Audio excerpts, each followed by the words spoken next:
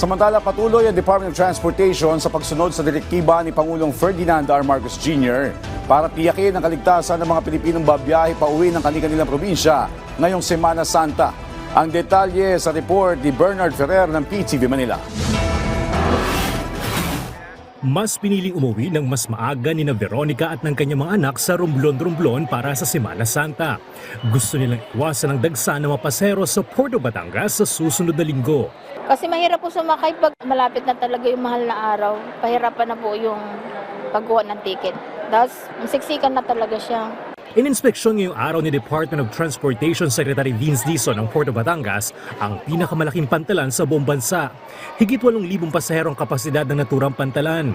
Inikot ng kalihim ang mga palikuran, passengers area at operational area kung saan nakadaong ang mga roro at fast craft. Binigyan tayo ng directive ng Pangulo natin, ni Pangulong Bongbong Marcos na kailangan talaga siguraduhin natin na yung biyahe ng mga kababayan natin maayos, safe, at kahit papano convenient naman. Mahigpit na binabantayan ni Secretary Dizon ang issue ng overloading.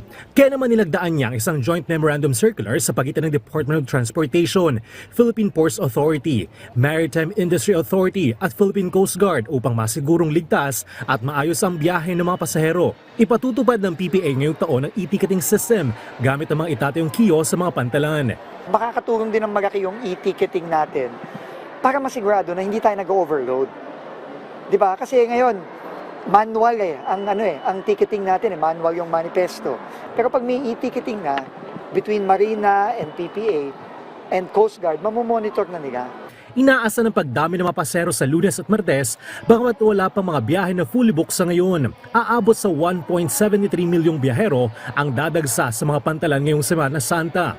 Bukod sa Puerto Batangas, inaasang dadagsa rin ng mga pasahero sa mga pantalan sa Mindoro, Panay Guimaras, Negros Oriental Siquijor at Bohol.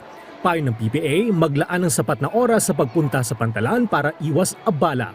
Mula sa People's Television Network, Bernard Ferrer para sa Balitang Pambansa.